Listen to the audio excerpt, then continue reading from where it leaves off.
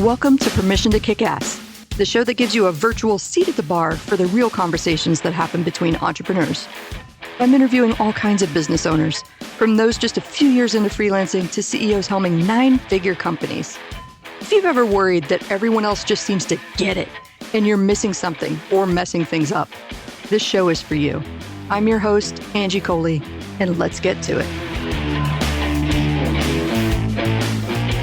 And welcome back to Permission to Kick Ass. With me today is my new friend, Dr. Keri Ohlrich. Say hi. Hi. How are you? I am good. You are. So I record these things in batches, and you were the last one of the day. And I feel the energy already. I'm excited for this one. Like, what a way to cap off the day. So tell us a little bit about what you're doing. Oh my goodness. I don't even know where to start with that question. And so either I go way too short with I give one sentence or way too long. So we're going to try to find a happy medium. So hey, indulge us. It's all good. No, you want people to listen to your podcast, don't you? It all started when I came out of my mother's womb. No, I have had one person start. Okay, that's kind of awesome. That's my friend Pauline who logged in. She was like, so one day I was born. One day I was born. So I think I'll skip over the born part. And so I think for me, what you need to know is I really start off in psychology.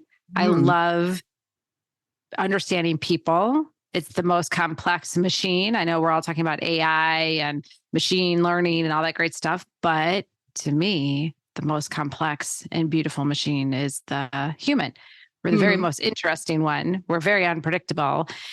And so understanding how all that works and our brains work and how we react to things is fascinating to me. So it's always been fascinating. I always knew I went to study psychology. What I didn't know is I would be in business. Didn't really think that. Thought I'd be more on the psychology side. But with student loans that many of us know about, I thought, well, I need a job that actually pays. And psychology with a bachelor's degree does not. As many of us might know that, or any kind of liberal arts type of degree.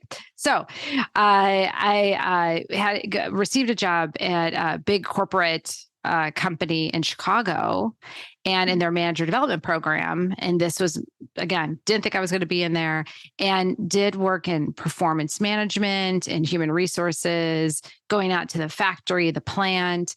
And all of a sudden I realized, oh my, I'm doing psychology at work. And these folks don't even know I'm doing it. Like, I'm doing subversive psychology. So when you talk about your podcast, Permission to Kick Ass, I didn't even ask permission. We're just kicking ass. And how much fun is that to do psychology with folks who don't even know that you're doing it and you're changing. And so you could make this incredible, impactful change in business.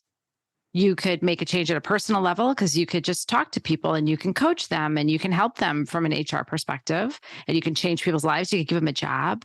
Then, of course, the flip side is not that HR makes the decision to fire, but we are involved in it, right? The manager makes the decision, but HR knows about it. But then you can create these programs, and that will help the entire organization. So I could do programs like performance management or succession planning or engagement or diversity, equity, inclusion, and belonging, and create better environments for everyone. And when you do that, you go home in a better mood. You are nicer to your family, because maybe there's a few people who can compartmentalize and have a horrible day at work and hate everything, and then walk through the door like, hello, honey, I'm home. Oh, children, you're beautiful and wonderful, and be super sweet. I don't think there's a lot of people who can do that, but I know there are some. But most of us, it will kind of spill over. And so if you're happier at work, you can be happier at home. So that, oh my goodness, I have this ability at HR to affect people's lives in this most profound way. And how cool is that? I think that's really cool. First of all, I think subversive psych should be on a shirt or a mug or something. I know, right? Don't you love it? Psych without feeling, like you're in this. And there's such a loaded, definition around psychology and psychiatry and therapy. And therapy. And I think getting to know yourself better is always the answer.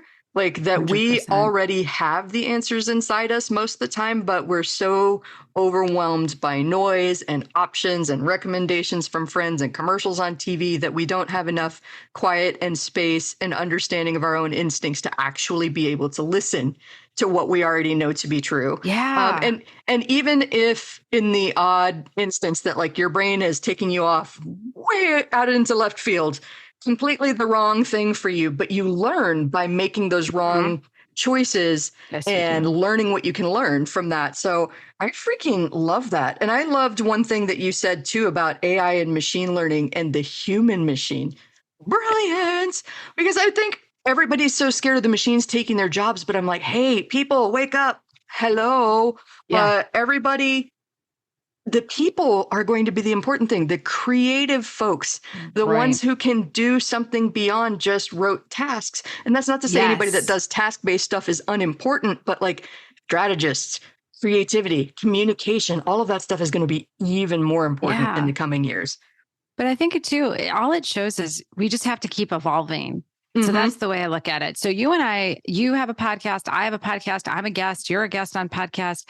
And did we do this 2, 3, 4, 5 years ago? Did we even know what a podcast was? I mean, like we were doing webinars. Like I did a webinar with my business partner. And during the pandemic, we thought, right, we should probably do a podcast. Now, Yeah. at first, did we think, oh my goodness, I can't wait. This is amazing. No, we're like, oh, we got to do a podcast because that's kind of where evolution's taking us. Do a podcast, then do this. And so machine learning and AI, you have to figure out how to evolve with it. So, and if you stay stuck and you do just the same thing over and over and over again, that's not going to do well. And this is before AI, even in HR, if you did a repetitive task, let's just say like all I did was payroll every single day, there are companies that are specialized in payroll. And so either you go to that company or you might get replaced if you're not evolving your skills, or you move to a highly specialized like payroll company. But you just, to me, as afraid as I can be sometimes, and I see Chat GPT and I use it, and then sometimes I think, oh, how is it can it replace writers and can it do that? Yeah. But then I always push myself too of how do we evolve ourselves? At the same time, yes, I know people are looking at regulations, and I think the Chat GPT, I can't think of his name right now, but he just testified in front of Congress. So again, there are things we have to look at from a structural and systemic perspective. But as humans, how can we evolve and be that self-aware like you're talking about? That's the key. That's the key, is a self-aware and evolution. And I mean, I didn't know email when I was born. Like that wasn't a part of my DNA. And then we all have to evolve to it. And I will tell you, my parents, they are, I'll probably get in trouble. Bleep this part out, in their 70s. But let me tell you, they are better at technology. My stepdad is better at technology than I am half the time. And so I don't want to hear when people say, oh, I'm old and I can't, like whatever. He crushes it. He has like 3 laptops up. He's like, did you learn about this, Keri? In fact, they're the first ones who told me about Chat GPT. Oh, wow. So that's what I'm talking about. So they evolve and they do it. And I don't know, it's just a great role model. So yeah. I mean, I always love to go back to what happened to Blockbuster and what happened to the music industry in the early aughts. Those are classic examples, I think, of kind of ego in the human machine getting in the way, right? This is the way things have always been done. Yes. This is a model that works. Just because people want to be able to download music and put it onto their device, or they want to be able to download a movie and watch it on their device, doesn't mean we're going to let them, because we've already built this business and we like it the way it is. Right. Well, but the market has shifted. And people want it the way that they want it. And if you're not going to move with it, like here's an example of how fast things are moving. And I still can't believe this is over 10 years ago. So I got my master's degree in entertainment industry management. And master's degree, you have to get a thesis, right? To pass your graduate work. My thesis in 2010 with my group was that the future of entertainment was digital streaming. Because HBO Go had just entered the scene. This is less than 15 years ago. And now what are we doing? Everybody's subscribing to digital media. Was like, you just got to go with the technology, because if you resist it, you're just going to be run over by evolution. Yeah. Yeah. And I just think, nature likes evolution, nature likes diversity. There's all these lessons that we see. I do biology with my high school son, and nature wants this. Nature wants you to evolve, and nature wants diversity. And that's why that things are more diverse and are better. So anyway, I think we were just talking, Angie, about my background, and I'm so glad we now talked about AI, nature, diversity, blockbuster. Like, I love it. I love where we're going with this. We're going to go all over the map and back and around the world a couple of times. That's what I love about this show, that whole conversation at the bar concept, because I mean, I've mentioned it a couple of times on the show, but I created this show because it's the thing that I wish I had when I was coming up in the business world, because I had this clear dividing line between me, the perpetual screw up over here who doesn't know anything about business, and those people up on stage, shining stars, sharing their wisdom with people who clearly have all their shit together, never make the mistakes that I do because they have way more common sense than I do. And they're like well connected and have all these advantages, like all the stories that you tell yourself about why you can't get to a certain level. But when I realized that these folks were going through the same shit as I was, I was telling somebody yesterday I was a guest on a different podcast, but I told her, I think the shock of my life in business was when I finally had the opportunity to get in the next level room, the mastermind that people pay $40,000 a year to be a member of, like those big, important, the change makers, the influencers. I want to hear what problems they're dealing with. You want to know what problems they're dealing with? Running businesses while navigating divorces and personal lives falling apart, key employees quitting and throwing their business for a loop. They're dealing with the same problems on a different scale because there's more money involved, but it's the same human problems in business all the time. It is 100% the same. And when I look at technology and how it's evolved so far, and if you look at the past 100 years, but when you look at leadership, and dealing with people, leadership hasn't evolved like that. We don't take leaps and bounds in leadership. We're trying to be better leaders. We're trying to be more human. We're trying to understand people, but it's hard work, and it's what everyone's dealing with. I mean, I don't, to your point, it's either I deal with it at a $10 billion company or 10 million, $10,000 company. It doesn't matter. I still have someone who didn't show up to work. I have someone who maybe isn't the best team member. I have someone like I just had someone who has a death in the family. You got to deal with that. So it just there's so many things, and it doesn't matter. It just matter. What is different too is maybe I'm a CEO who's on the stage, and I have Wall Street breathing down my neck, and now I have like a ton more pressure. It's the same problem though. A divorce is a divorce is a divorce. Right? Yeah. If your head's not in the game for a human reason. Exactly. Like, that's not something technology is going to help you with. No, absolutely not. So we're humans, and I find that really funny about the AI conversation too, especially the fear around it's going to take our jobs. And I do think to a certain extent it will, but not, I don't know that I agree with the reasons. The reasons to me revolve around one, repetitive tasks that are at a lower, less trained skill level, right? And the other one is, I mean, I'm going to call a spade, the people who are willing to give up their thinking and, kind of outsource their thinking. Okay, I don't really have to think about this because I can just ask Chat GPT questions. Right. And I deal with this fear a lot, particularly with writers that I coach who have been like, it's happening. Look at this article. I know a friend that got laid off. And I was like, can I tell you what I think is about to happen? And this comes from my experience at running creative teams and dealing with clients as an agency, client manager. There are about to be a whole bunch of people that fall out of love with ChatGPT, at least where it currently stands, as we're recording this in May of 2023. Right now, it functions kind of like a skilled teenage writer who doesn't understand why you shouldn't make up sources and kind of keeps everything on the surface, very surface level. You have to be very explicit, giving this thing directions, asking it questions. You have to know exactly what you want this outcome to be. Because otherwise, if you ask a vague, unspecific question, you're going to get a very frustrating results. And you're going to be clicking regenerate 20 times and wasting a whole bunch of time, not wondering why, or not understanding why this machine isn't working. It's because it's matching the quality of the output with the quality of the input that it got. So I say all of that's kind of rambly, but to the writers, I told them, your clients already suck at strategy and giving feedback right now. They don't know what's wrong with the draft.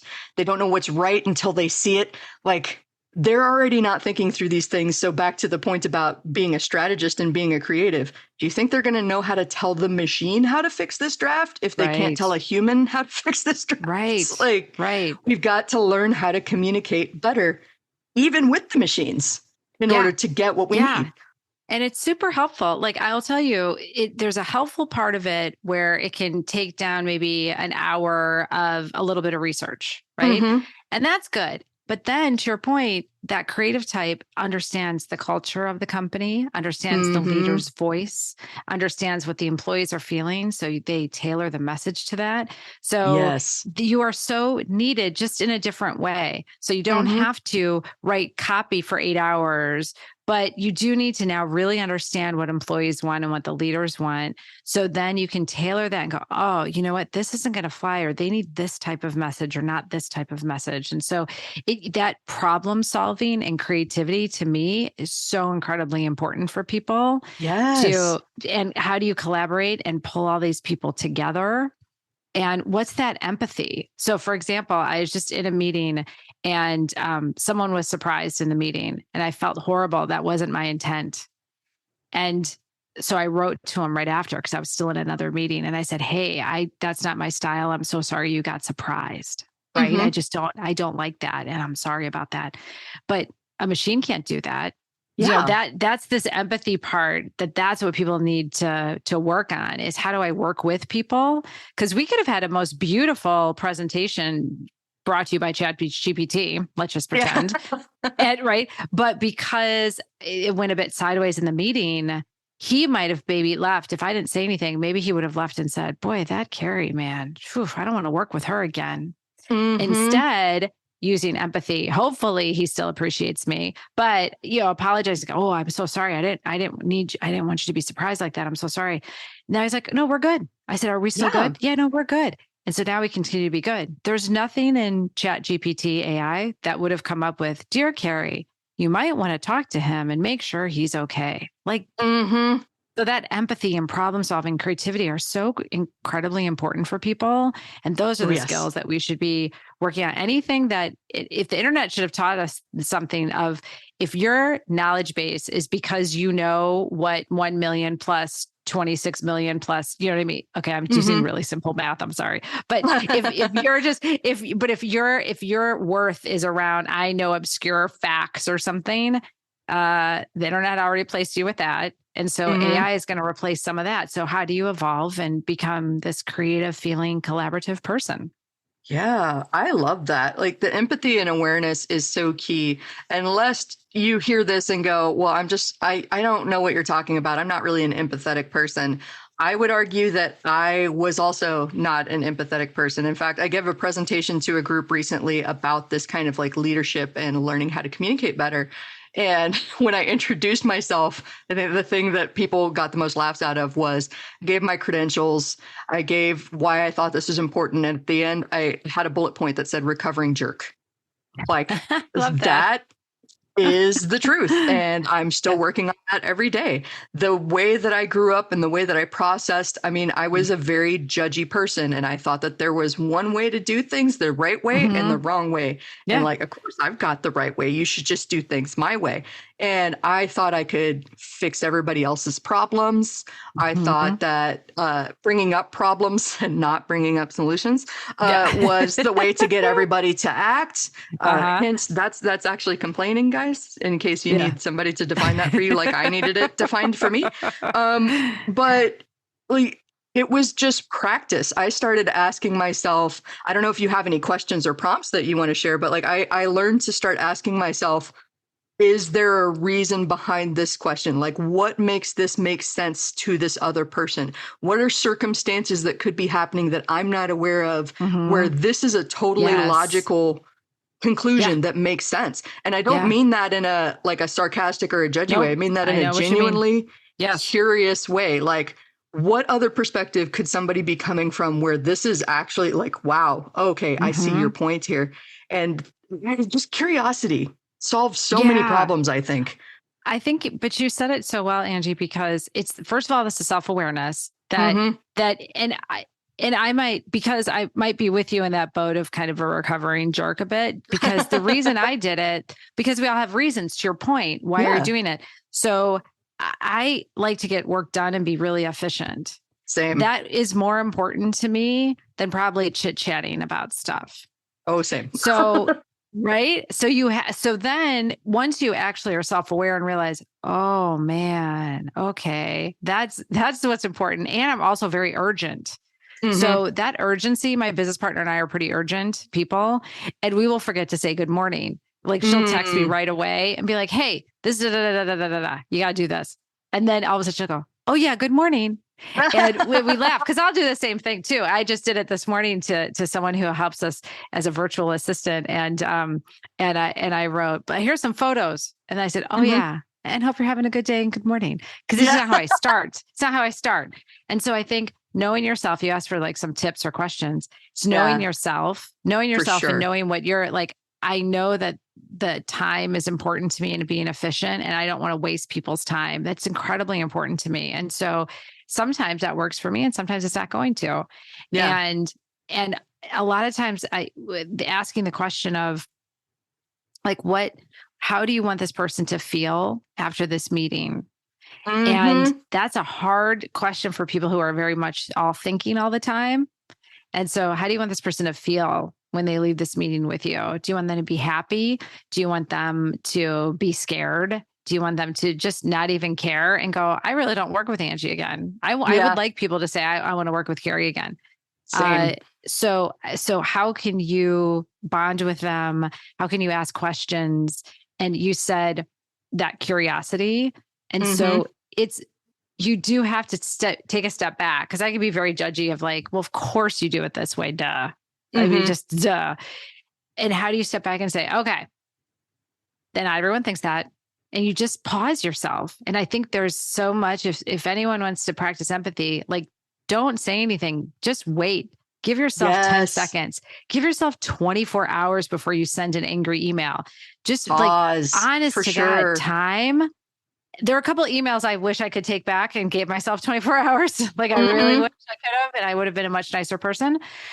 But even that, just a breath before, you don't have to ask the question right now. Just go, wait, did I hear it the right way? Or, hey, I'm confused. Can you help me out? I don't think I heard that the right way. What did you say? Oh, okay. And let me see if I can reflect back what I'm hearing. You want to practice empathy? Reflect back what someone says to you. So this is what I heard, and not in a weird robotic way. It might be weird and robotic at first, but it could be like, Angie, it sounds like you're pretty pissed off about that. Sure am. Okay. So there's you can practice empathy and you can get better at it. That's for sure. For sure. There's a lot of power in just naming the emotion. And this was something that I learned from a mentor of mine, where starting that conversation, especially if you suspect it's going to be an uncomfortable conversation, like Angie, I imagine you're pretty pissed off. She used to say, either it sounds or I'm thinking you must be a little bit pissed off after that last meeting.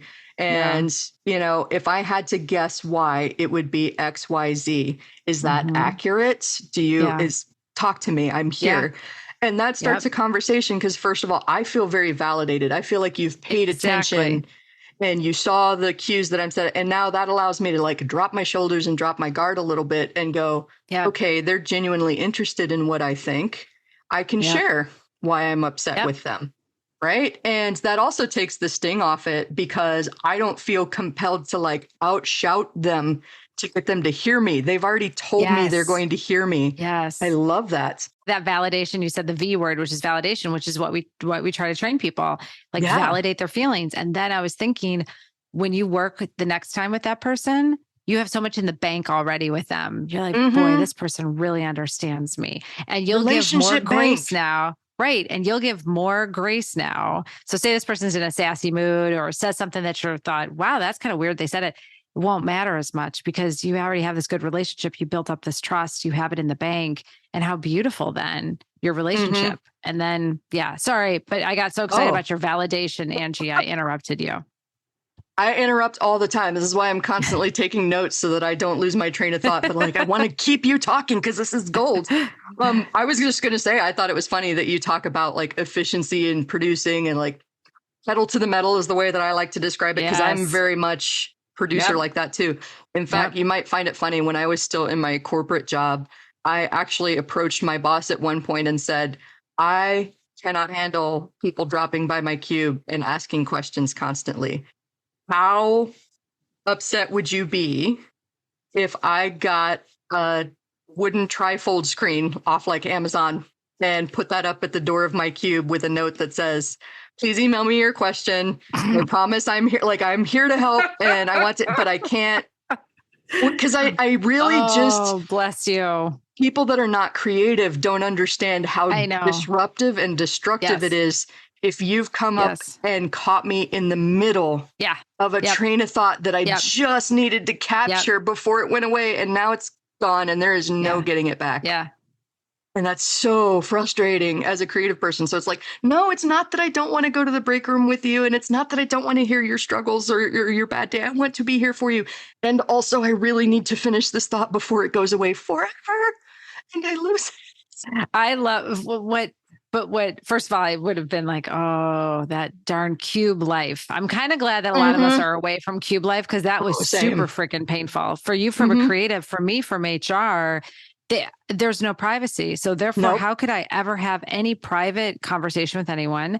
Or I couldn't even look at my computer screen because they had these giant screens. And I thought, well, what am I supposed to do with the succession plan up there? Oh, hey, everyone, as you walk by, look at who the new CEO is. No worries. Please, it's confidential. Keep it but keep it confidential. But I think, again, what you model is if you could tell everyone that, but like, hey, I'm a creative. Here's what's happening. I really want to see you, but I can only do. If you could put all that on the screen, people would read and go, oh, okay. But if just the screen was up and said, email me, they would walk away going, whatever, Angie, I don't want to work with you either. She's apparently feeling bitchy today. Exactly. Oh my God. Don't even ask her. She doesn't want to work with you. But if you could explain that, and that's this power of being self-aware and explaining to people how you're feeling, that boosts the empathy right away. And it's a vulnerable position. A lot of people don't want to do that, but you kind of have to if you want to bond with people. Sorry, got to do it. I think like one of your most important self-awareness tools is being able to recognize and acknowledge the fact that not everybody thinks the way that you do, has the same experience or perspective as you do. It was an eye-opener to me, like that same cube. One time a guy came over from the signage department and they would request sign packages from us and we'd go create them. And he walked over and I'm standing at my standing desk and I'm staring at a blank page. Every creative knows exactly what I'm doing. I'm ruminating. I'm trying to find those first few words to put down. And he walks up and he just kind of leans against the cube and has this look on his face of like, what on earth is happening? And he goes, so what are you doing? And I was like, writing your signs. And he goes, you start from a blank Word document? And I was like, do you think that they just like come from my head and are magically produced? You have to write it. The designer has to design it. We have to print up copies for you. Like, this comes out of my head, brother. Yeah. And it didn't occur to me before that point that like somebody that doesn't operate as a creative, doesn't operate in the same industry as me, 100%. Has no concept of creating something out of thin air. And that's your curiosity. And you can take that curiosity everywhere because you can say, I always love to know, how do you work? How does that work? Oh, that's interesting. How's that work? And one of the reasons I always love to travel, especially to places that I haven't been to, is because you get to see different culture, different language, different ways to shake hands, different time, the way they look at time. And one of my favorite books is by, it's called Riding the Waves of Culture. It's been around. He has many editions. The name, Fons is the first name, Fons. And then it's like Trompanaras. So I don't even ask me to spell it, but if Riding the Waves of Culture, first name Fons, it is my favorite because what he does, because I love science, he pulls all like real scientific data. They aren't stories like, oh my God, I was in Italy and they seem to not run on time, but then I was in Germany and they seem to run on time. This is like full research data on Ooh. Germans are on the time continuum. Here's where they sit. Here's how Italians sit. And just country after country of how many close friends do they have? How do they look at community and individualism? And it's so fascinating because if you want to think like, do I think the same? Nope. Read that book and realize that, holy smoke, there's a million ways to think about something. Oh, yeah. And I love that you brought up the cultural aspect of it too, because I remember, okay, so I think this will surprise no one that knows me or has heard me rant about it before, but maybe it's surprising to you considering how many people think I'm laid back. A little bit type A, a little bit. I am the one that if you are not in the car on time, you will find your own ride. I will be gone. We are not waiting. Sweet. Yeah, I am not going to be late. Late stresses me out. Okay. And so it's like, if we can come to that small little understanding that being late stresses, it turns me into a not nice person. I don't want you to meet the not nice version of me. So I'm not going to be late. You are fine to be late if that's how you need to be. I don't expect you to change.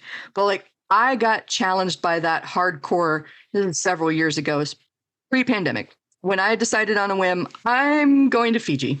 Because I just had a hard breakup. Oh, I need to go somewhere exotic. I met up with some New Zealand friends in Fiji.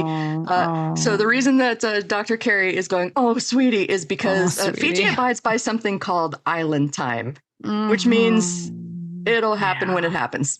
Happens when it happens. Yeah. That was very, very challenging for me, but it also super duper helped in just kind of decompressing and disconnecting. Because there was no need to look at the watch. Like, sun is kind of roughly up there. That's probably time to head out to the boat. And if the boat's there, we can get on it. And if it's not there, we'll wait for the next one. Like, there'll be another one. Yeah. It was such a wonderful experience.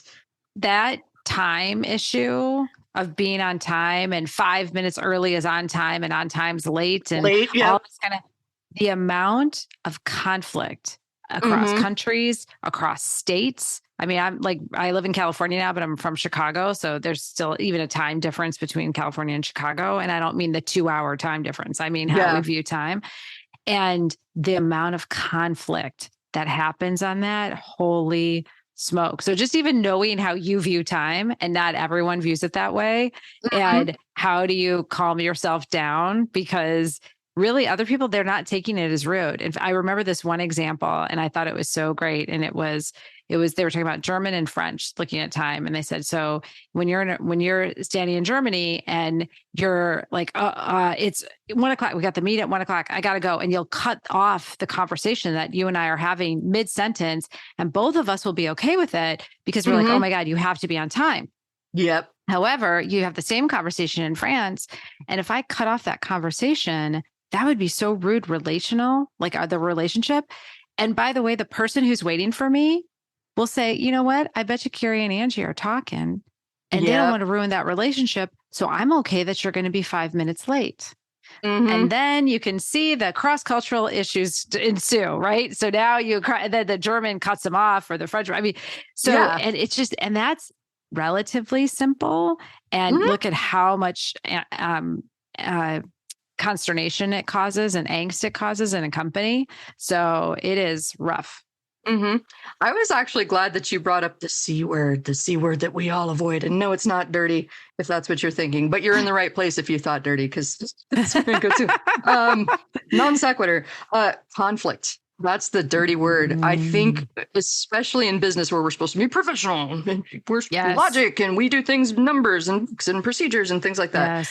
There's this concept in freelancing, at least, that like, I'm a creative person, I'm working with this business person, and they're making all of their decisions logically and they are well thought out. There's nothing impulsive or human or, oh, my gut says do this, or we're going in this direction today. No, you're going to be working with humans. Humans do irrational, feeling-based things on a whim because Mercury's in retrograde, because whatever. First of all, I swear that's a thing, though. I just have to say, and it's not because I live in Southern California, but I'm like, damn, that I didn't really realize about it. I didn't know about it until I moved out here. And then I see it and I said, wow, everyone's acting crazy. And someone's like, it's Mercury retrograde. I'm like, oh my God, it is. So there is something weird about the universe, but that's a whole different topic, Angie. But I just had to say, there's some weird stuff. And ask HR when full moons happen. I will tell you, most of the HR people say, oh yeah, and there's some crazy shit that happened. And it was a full moon. I Oh, tell it, emergency rooms are the same way. Ask doctors. They will that's what I tell was going you. to say. Can we cross-reference that against emergency room trips? Yes, you can, because I've heard emergency doctors say the same thing as HR with it's a full moon. So something weird, I'm not weird, but just something's going on. Or anyway, another podcast. Sorry, Angie, go back to your that's original. fine. I laugh about that because I Conflict. consider myself to be kind of, my friend Laura Belgray says, woo adjacent. So I'm like, oh, I like that. Woo adjacent. I like that. I'm open to it with a healthy dose of skepticism. And when she described it that way, I was like, exactly. I like me. that. Yes. I'm going to totally steal that because I feel I would be like that. I'm not all in all the time. Like I don't have any crystals or anything like that, but I do appreciate an astrological sign. I do appreciate the moons. I do I know all that nature affects you. And especially, like I said, moving from a state that was rainy and snowy, let me tell you how much better my personality is in the sunshine and not shoveling. I know that sounds silly, but I am a happier, nicer person. I'm like a happier, nicer person. And that's why half the people at the grocery store are like, hey, what's going on? And they're so nice in the checkout line because they're not all cranky fuss because they just had snow all over their shoes. It's cold and gross out. Your snot's hanging out your nose. Instead, you just walk into the grocery store like, hey, and I'm a much nicer person in the sunshine, I'll tell you. Oh, I totally agree with that. I feel because I lived in Southern California for a while. And I lived in Northern California too.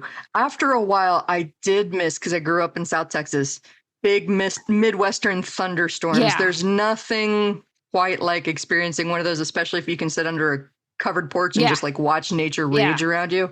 Yeah. Don't film tornadoes. Random non sequitur again. They are actually dangerous.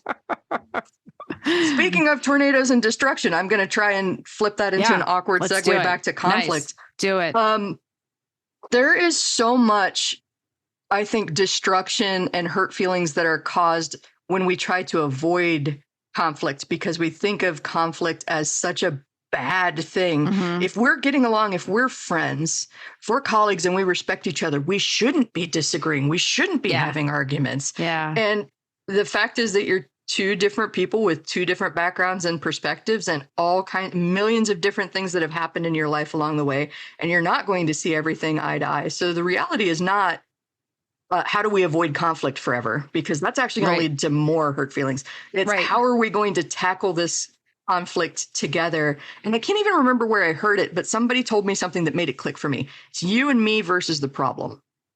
And that was when I was like, I like that. Oh, okay. That takes the pressure off it for me to try and convince them my way is right, while also resisting them convincing me their way is right. Yeah. And I think too, and you know it from being a creative, and my husband's a painter, so oil painter. And I almost don't want to use the word conflict. And my degree is conflict resolution. So I have a degree in international conflict resolution. And there's some big ass conflicts. It's called a war. I'm not trying to negate that word because it's a conflict. But at work, if a disagreement is labeled a conflict, it's not though. It's you and I, like your buddy said, it's just solving the problem. It's trying to get to how do we wrestle this to the ground? What's your viewpoint, Angie? What's yours, Keri? And I'll say oh, I don't agree with that. Let's debate it. And you got to look at it different. And I'm not I felt bad having to write to this person going, I'm sorry if I surprised you. I didn't mean to. And I was like, oh God, I want to avoid that. But I wanted to repair the relationship. But if people could view it as not a conflict, is you're just brainstorming and hashing out. And this is what creatives do. And if you're in a writer's room, you say, how about this joke? That joke kind of sucks. Okay, let's go to the next joke. Yeah. And it's not personal. And it's we're just trying to either make the best product for the company. We're trying to create the best experience for employees. And we're going to disagree on it. And then we'll just eventually settle on something. But I almost feel like calling it conflict. Then people go, oh God, it's a conflict between Keri and Angie. They're fighting. And I'm like, no, we're not fighting. We're totally debating ideas. It's not a fight. And I actually appreciate going, I don't get that, Angie, to explain it. Mhm. Oh, yeah, I still don't like it. Okay. Yeah. Like, Actually, I love that wouldn't that be freeing? clarification of taking the stigma and the weight and the gravitas off Yeah. conflict and being like, we're going to disagree. So how do we Right. resolve the disagreement? How do we get back on the same page versus fighting? And usually the disagreement, to your point, quite often at work, it's just about getting to an endpoint. It's not that I disagree with your way of life and you disagree with my way of life. You know what I mean? Like these big, that is a big conflict. But usually it's just, I think the due date should be November 2nd. Well, I think it should be November 10th. And we're going, ooh, they're in conflict. I'm like, that's not a conflict. We're trying to figure this shit out. Like, come on now. Like, so I think people get a little weird, and then we all have these fragile egos. And they're like, well, Angie didn't agree with me, and she didn't agree with me in front of my boss. And now that's going to make me look bad. And the shitstorm that starts in our own head. And it's not worth it. So tone it all the way down to just brainstorming. We're just brainstorming. Yeah. We're trying to find the best possible solution, or at least the best solution that we can come up with given the time we've got, right? I've seen so many people. I'm sorry to you if you're a member of the pitchfork mob and you love hanging out in freelancer or entrepreneur groups. Not you, but like listeners. What's pitchfork? Oh, sorry. I call it the pitchfork mob because I think that there are these online groups of freelancers and entrepreneurs that love to get all riled up over you've been done wrong and I've been done wrong and let's just rage about all the things that have been done to us. We are victims. Yeah. And that's not to say that bad shit hasn't happened to you, because it probably has. Does that mean that every client interaction is a red flag and everybody should be fired? And no, it doesn't. It just means that there's probably a misunderstanding somewhere, a disagreement somewhere that we're avoiding. And it drives me nuts when I see people going to the pitchfork mob and going, so this is what's happening with my client. I'm trying to convince them to use an Oxford comma because it's grammatically correct. And they disagree with me. And I just want them to know how right I am. And I'm just over here going, does an Oxford comma fucking matter? It doesn't fucking matter. Here's the thing. And I think that's like the bit of advice from me having a degree in it and being old. So like older, like I have more years behind me now than I do have in front. And so like, who gives a fuck? You know what I mean? Like, honest to God. Like, I mean, I gave a fuck when I was in my 30s, I'm sure, where I was like, oh my God, like that the Oxford comma is super important. It's not, though. It really isn't. And once in a while it is. Once in a while, if you're publishing a book, you have to agree on something. You can't just have it like Oxford comma here, not here, whatever. And you could like sass with your friends about how important it is. But like with a client and to have like a fight about it. And I've seen arguments, like argue, like settle down and who cares? And also just like walk away from it. It doesn't, you don't have to be right. And is it worth it? And I think for a lot of conflict is it even worth it to say it? It doesn't matter. Let it go. I let so many things go. And so it's interesting when you say conflict avoidant, I'll tell people it's a great strategy quite often is avoiding the conflict. If you can truly avoid it. I'm not talking about fester. There's a difference between avoid and I let it go. Like, I don't give a shit about it. I'm letting it go versus, oh, no, I won't talk about it with Angie, but I'm going to hold it against her so I can be passive aggressive about it later. That's not letting go of a conflict. There's a big difference there. And like, I can't even remember when it happened, but I just started asking myself a couple of questions. Like, one, is this the hill I'm willing to die on? Like 100%. How Great hard am I ask. willing to fight? And then the second one, and this like helps with my anger, again, recovering jerk. My anger overall resets when I go is this going to matter to me in 5 years? Am I even going 100%. To remember what's happening in 5 years? Cool. If the answer to those two questions is no, then I'm going to let it go because this is not worth me getting stressed and aggravated over. And by the way, Angie, I would say not even 5 years. Ask yourself in 24 hours, are you even going to give a shit about it? Seriously. I mean, I bet you like if I think about the stuff that I get super pissed at and then 24 hours later, I'm so busy with other stuff that I'm like, oh yeah, I even forgot about that. Like I was ticked off about that one. Yeah. I don't even remember that one anymore.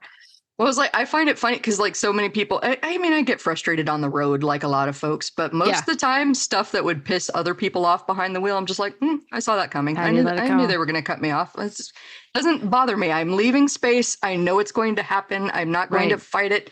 I'm not going to Right. presume I can teach them a lesson by angrily. Right. Like 100%. Yeah. it's going to happen. There's no point in me Yeah. fighting this. And I'm just hurting myself and raising my own blood pressure by getting pissed off at them. So I'm not going to do this. Like, 100%. Because the only person you can control is yourself.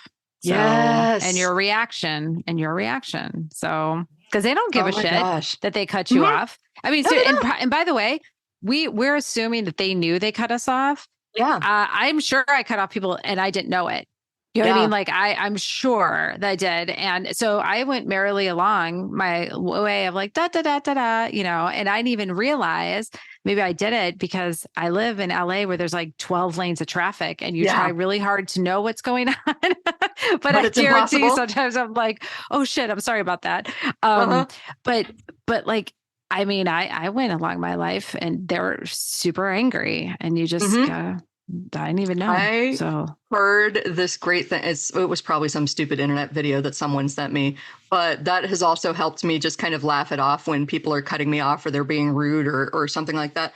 Like, just assume that the person that cut you off in traffic or they're tailgating you or, they didn't hold the door open for you has to poop really bad. It's oh an my God, I love emergency. that. They're trying to get to the toilet so that they don't really embarrass themselves. And that just makes me like, yes, please, by all means, pass me on the shoulder. If that's what you need to do.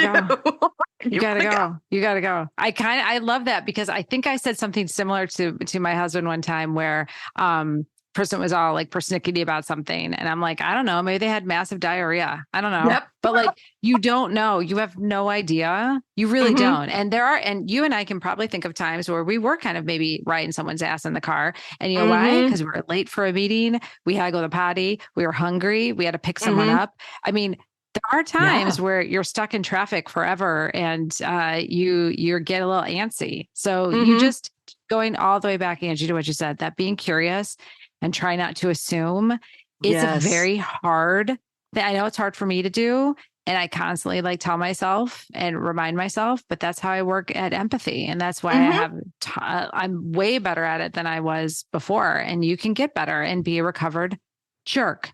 Yeah. Although I would just say you were being quite efficient and trying to be your creative process. Look at, I'm already making excuses for you. You weren't a jerk. You were okay. Oh no, people didn't understand it. I was quite demanding and I am so grateful. And this is why I do get a little bit preachy about being understanding and trying to go out of your way to understand the perspective somebody else might be coming from and seeing if it makes sense. Like there's another angle that this comes from. I was very, very fortunate that I had a manager when I was still in corporate who got me. He understood the heart and the intent and the talent that I brought to the table and the value that I provided to the team so much that when I had an impassioned outburst at a meeting or I stepped on someone's toes, or my favorite, when I was training a new writer for the first time, I got promoted to senior. I'm in charge. Let me pour my wisdom into this willing vessel who wants to learn everything I know and do things my way. Subtext. That he would do things like pull me aside and go, there's many different ways to solve this particular problem. And we will never know if their way works as well as yours, even better than yours, doesn't work as well as yours, if you never even give them a chance to take their idea from idea to execution. Like, Angie's way is not the only way. And I was like, why not? Because there's 8 billion people on the planet. No. Yeah, that's such good. And I think too, the extra lesson there too is the importance of one person in your life, either mentoring you, coaching you, being there for you. That one person can change your life, and to find that person that can give you feedback, and whoever that is, sister, brother, cousin, boss, peer, whatever, but find someone to give you feedback. And it's just good for mental health too. But yes, find your person. Yeah. And I gather people for different aspects of things too, just so that I could, and I also have a file of, here's a random segue again, of screenshots that I like to grab whenever I get unsolicited compliments or I win or something like that. I will screenshot that and file it away for later so that when I can't reach any of my people, got a little feel good folder that I can go dive into for a while. That's a great idea. But you know, these people, they see the humanity in me and they still see something worthwhile. And that's important to me. I called it, I recently joined a course from a friend of mine, and she teaches something called pre-launching, which I don't know how deep in the marketing world you go, but I literally used to run the marketing team for a man that teaches launches. I am a veritable launch expert, and I joined this pre-launch program.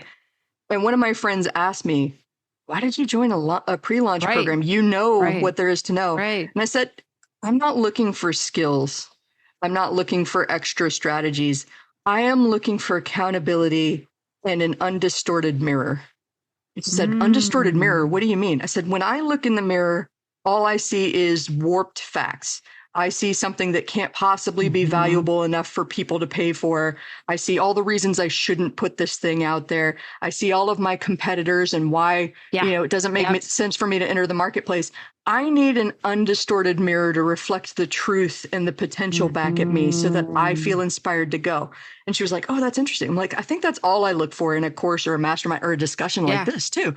Can we reflect the truth back at each other in a way that inspires people? Can we still be humans and fuck things up and still go out into the world and have a great time and do incredible things? Like, yes. Oh, I love it. I want to keep ranting for like 2 more hours because it's a great conversation. I just glanced at the clock. I had so much fun. I know. It went by in about 5 minutes. Oh, okay. I think the solution is a part 2. We're going to do a part 2 or maybe a recurring segment, or I'll come on one of these things. We're keeping in touch. But for now, tell us where we can learn about you and your amazingness. You can find me on LinkedIn. There aren't many Keri Ohlriches, so it's a pretty easy search. I'm not like Mary Smith where I find, 1,000 people. So you can find me. You can go to our website, Abrachi Group, and find us there. And just, LinkedIn, and then send me an email at keri.ohlrich@Abrachi Group as well. So it's all great. Awesome. I'm going to make sure that they have clickable links in the show notes. And thank you. Thank you again. This was ranty and wonderful and inspiring, and I'm so happy right now. Thank you for having the space for it too. I feel I was just reflecting back and I thought, I don't think I ever really quite finished my career trajectory. And I'm so happy I didn't, because it was way more fun than the boring, like what I do. So I love it. So I love that you have this kind of free flowing bar talk podcast. I think that's amazing. Good for you. I love it. That's all for now. If you want to keep that kick-ass energy high, please take a minute to share this episode with someone that might need a high-octane dose of "you can do it." Don't forget to rate, review, and subscribe to the Permission to Kick-Ass podcast on Apple Podcasts, Spotify, and wherever you stream your podcasts. I'm your host, Angie Coley, and I'm here rooting for you. Thanks for listening, and let's go kick some ass.